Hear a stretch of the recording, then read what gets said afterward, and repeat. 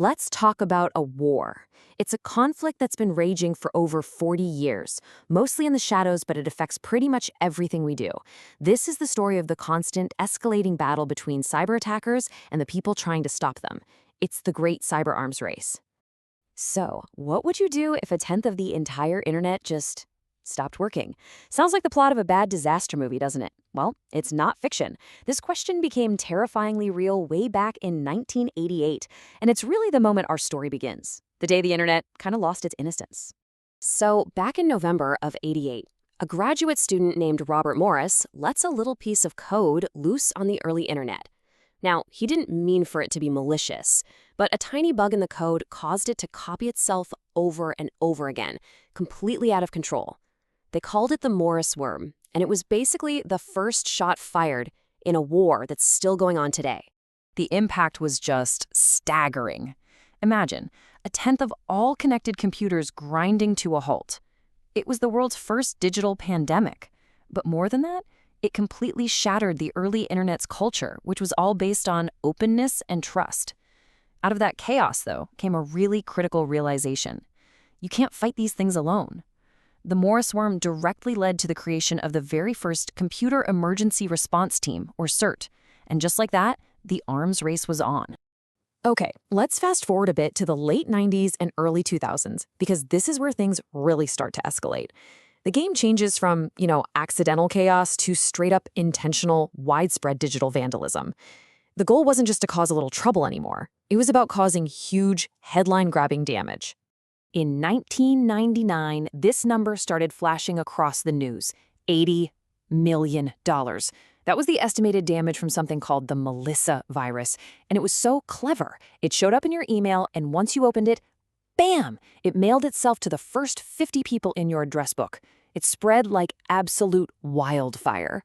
And then, just 1 year later, $80 million suddenly looked like pocket change.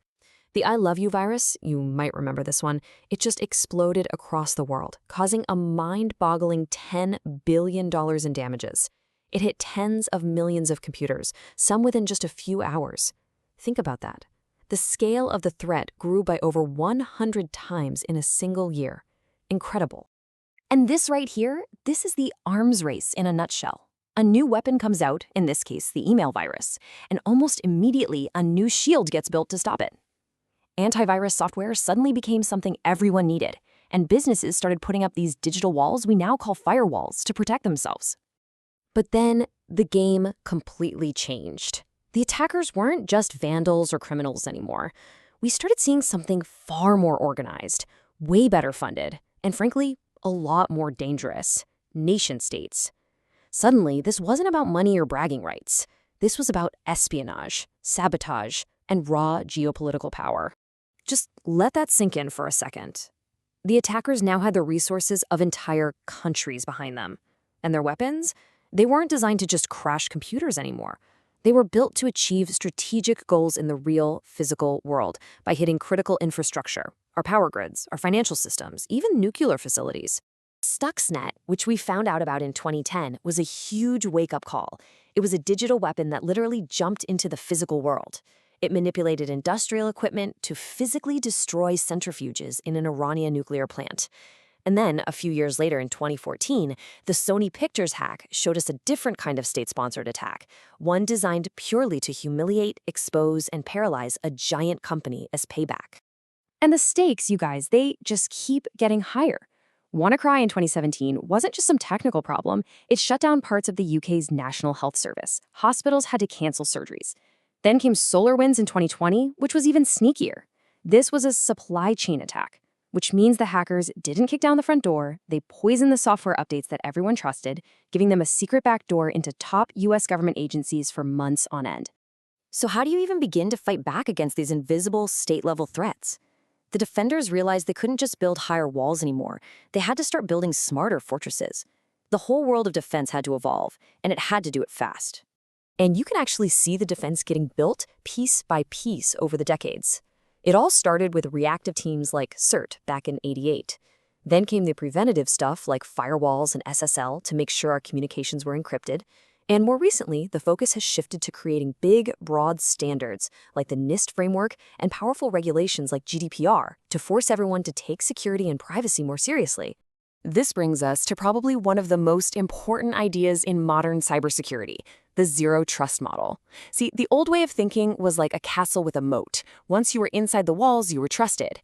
Well, zero trust assumes the bad guys are already inside. Its whole philosophy is never trust, always verify. It means every single user, every single device has to prove who they are again and again and again.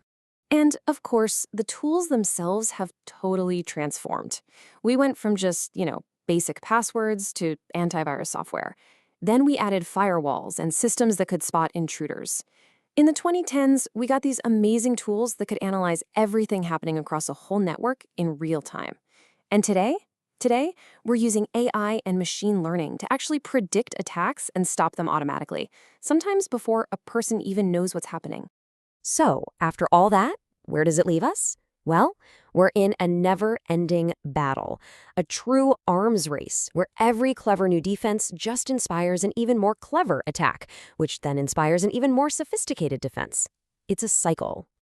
So here's the bottom line. The whole battlefield has changed. The attackers went from hobbyists in their basements to spies backed by governments. And in response, the defenders went from writing simple antivirus programs to building these incredibly complex AI-powered defense systems.